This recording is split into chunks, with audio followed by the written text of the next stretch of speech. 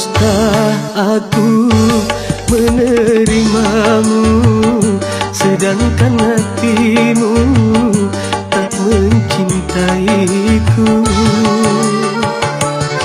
Aku merasakan di malam pertama kau begitu dingin, seakan tak punya cinta.